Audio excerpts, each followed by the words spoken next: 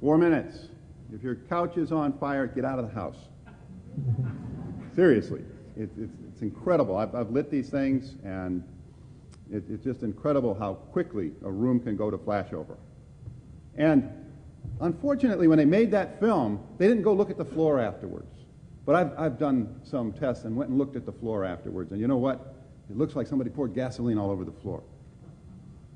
And when I first learned that, I was really taken aback, because I had been going out for 10 years looking at floors, and that looks like gasoline on the floor. Now, I never did call them arsons unless the laboratory came back positive, and I ran the laboratory, and I trusted my laboratory. But there's a lot of people who don't trust the laboratories. In most of these cases, the fire investigator, particularly a guy like Vasquez, was working back in the 70s when laboratories put forward a lot of false negatives in arson cases. Now they put forward false positives because they've gotten so sensitive. But back in the day, we were not very sensitive. This is Vasquez. The fire tells a story. I'm just the interpreter. I'm looking at the fire, interpreting the fire. That's what I know. That's what I do best. And a fire does not lie. It tells me the truth. Well, you know what? You can misinterpret what it tells you. And he misinterpreted like crazy. The first incendiary indicator is auto-ventilation. When you saw that window break out, that was auto-ventilation. Happens all the time. And he thought that auto-ventilation was a sign of arson. That might explain why most every fire he looked at he called arson. Here he says wood fire does not exceed 800 degrees. Well, you know what? Wood and gasoline burn at the same temperature. You got a higher heat release rate from gasoline. Well, when a blacksmith wants to increase the temperature of his fire, he does not change the nature of the fuel. He blows air on it. So he's got this he saw a melted aluminum threshold, and he said that's proof of arson. And then he's got crazed glass. The pieces of the broken window glass to the northeast bedroom disclose a crazed spider webbing condition. This condition is an indicator that the fire burned fast and hot. It's not.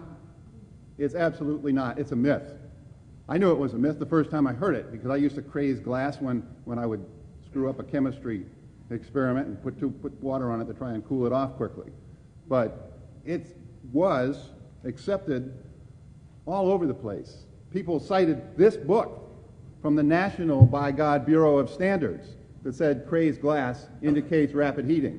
Now, when the National Bureau of Standards says something, most scientists say it must be true. They wouldn't print it if it wasn't true. They codified a half a dozen myths in this book. And this book got quoted throughout the 80s and the 90s even in textbooks. Because when the National Bureau of Standards says it, everybody figures it's a good reference. They had a lot of input from the National Fire Academy, where most of these guys got taught. This book was one of the leading texts in 1991, and it said that crazed glass indicates rapid heating. Here's some crazed glass. I wrote my initials in that crazed glass with a wet Q-tip, and then I sprayed the lower left corner with water. I can make glass craze uniformly just by getting it hot, whether it's fast or slow, and spraying water on it. But that's one of the things that convicted Todd Willingham. Now, you can, once in a while, rarely, look at a pattern on a floor and say that it's caused by a flammable liquid. This is one of those times. But even in this case, I was able to see when I could smell it. I could smell the mineral spirits, and tested it when I got to my laboratory. This is a test fire. It looks like a pour pattern. In fact, I can illustrate it with PowerPoint. I can draw the edges so the jury can see. They can see the hole burned in the floor. Not a drop of accelerant. Not a drop of accelerant. That's a natural pattern there. I call it the myth that will not die. People today say they can look at the floor and tell that it's a flammable liquid pour pattern, even once the room has gone beyond flashover to full room involvement.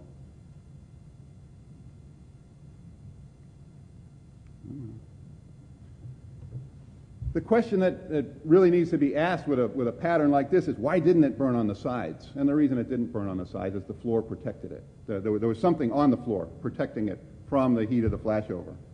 Here's a puddle pattern. There was an old couple down in Florida got denied their insurance claim because a pattern like this appeared on their floor. This is not a liquid pour pattern. This is caused by a cardboard box burning on the floor. A guy in Arizona did 8 years before the judge was clued in to the fact that flashover can cause patterns like this. But look at the right angles there. I mean, the question shouldn't be why did the floor burn, but why didn't those areas of the floor burn? This is a famous pour pattern from the Lime Street fire. Again, a flashover fire, protection in some places, exposure in others, causing that pattern. This is the pattern from the Willingham case. And this is what his lawyer looked at and said, oh, looks like a flammable liquid pour. In fact, his lawyer actually went out and bought some carpet, poured gasoline on it, and lit it on fire, and it looked like that, so he said, this must be a real arson fire. This is more Willingham patterns. What this is a burned floor. It means nothing. But the fire marshal told the jury that it meant that there was flammable liquid burning on the floor.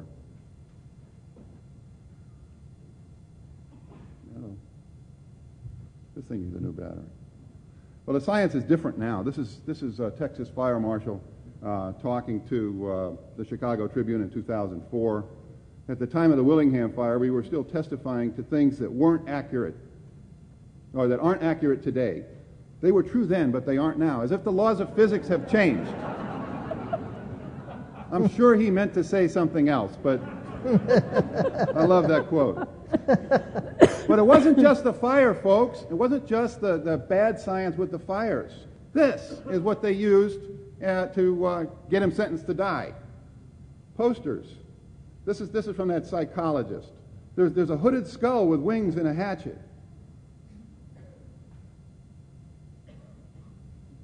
Shows that he's a monster. All of these are in fire, depicting it reminds me of something like hell. And they're a Led Zeppelin picture of a falling angel. And there's association many times with cultive type activities, a focus on death and dying. Many times individuals have a lot of this type of art, have an interest in satanic type activities. You know, I could see if it were just Iron Maiden, but Led Zeppelin? Really, what about Stairway to Heaven? And then we have Dr. Death comes in, and he said he's an extremely severe sociopath, no pill or treatment would help him. And then, as David mentioned, he got kicked out of the American Psychiatric Association for making diagnoses of people whom he had never met. Now, my question is, who puts this stuff into evidence? Who does that? And there's only one word to describe it. Forgive the foul language, but that's the only word I can think of to describe that kind of trial work. And this is the problem. This is the problem. Let's see, go back. I get in civil cases all the time, and in civil product liability cases, there's almost always a Daubert challenge these days, where the lawyers say, oh, John, you're not using the science correctly, you shouldn't be allowed to testify.